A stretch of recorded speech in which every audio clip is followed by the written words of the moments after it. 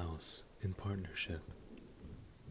A certain cat had made the acquaintance of a mouse, and had said so much to her about the great love and friendship she felt for her, that at length the mouse agreed that they should live and keep house together.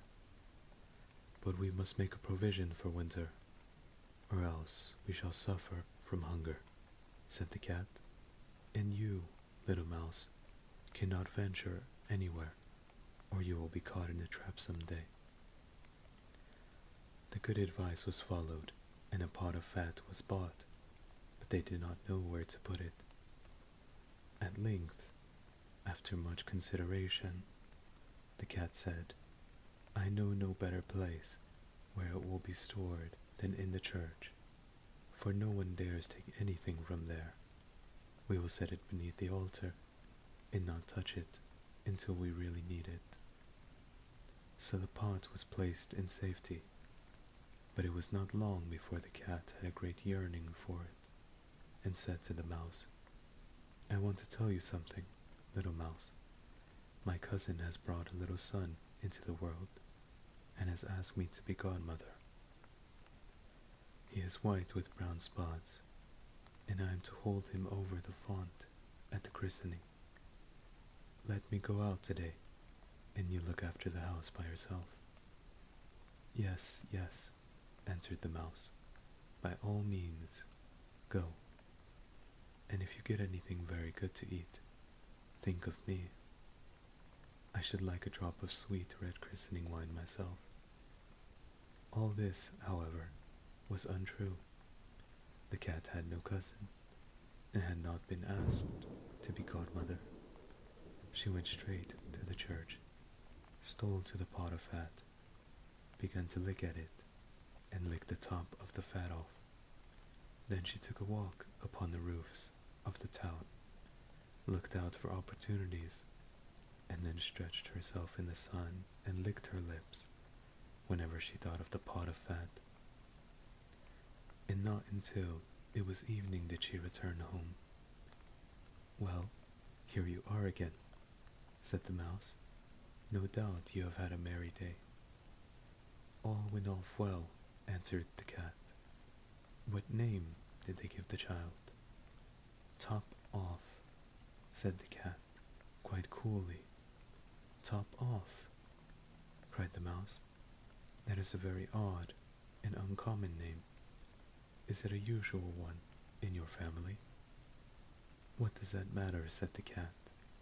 It is no worse than Crumb Stealer, as your godchildren are called. Before long, the cat was seized by another fit of yearning. She said to the mouse, You must do me a favor, and once more manage the house for a day alone. I am again asked to be godmother, and as the child has a white ring round its neck, I cannot refuse. The good mouse consented, but the cat crept behind the town walls to the church, and devoured half the pot of fat.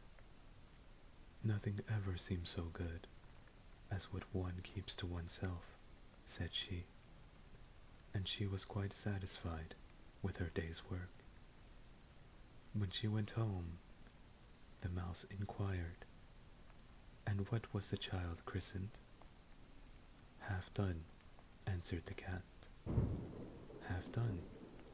What are you saying? I've never heard of such a name in my life. I'll wager anything it is not in the calendar. The cat's mouth soon began to water for some more licking. All good things go in threes, said she. I am asked to stand godmother again. The child is quite black, only it has white paws, but with that exception, it has not a single white hair on its whole body. This only happens once every few years. You will let me go, won't you?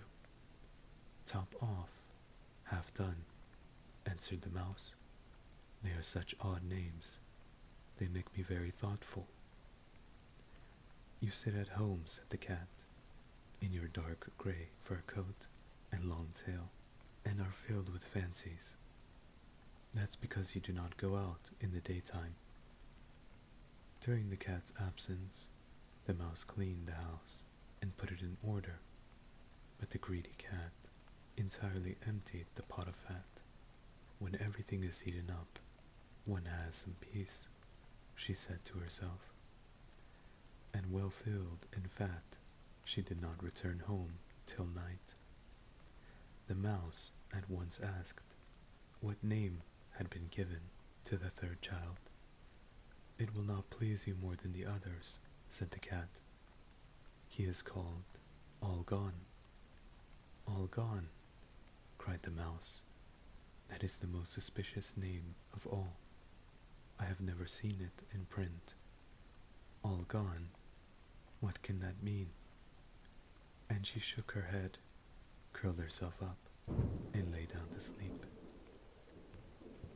From this time forth, no one invited the cat to be godmother. But when the winter had come, and there was no longer anything to be found outside, the mouse thought of their provision and said, Come, cat, we will go to our pot of fat, which we have stored up for ourselves. We shall enjoy that. Yes, answered the cat, you will enjoy it as much as you would enjoy sticking that dainty tongue of yours out of the window. They set out on their way, but when they arrived, the pot of fat certainly was still in its place, but it was empty. Alas, said the mouse, now I see what has happened. Now it comes to light. You are a true fiend. You have devoured all when you were standing godmother. First, top off, then, half done, then. Will you hold your tongue? Cried the cat. One more word, and I will eat you too. All gone was already on the poor mouse's lips. Scarcely had she spoken it, before the cat sprang on her, seized her, and swallowed her down. Verily, that is the way of the world.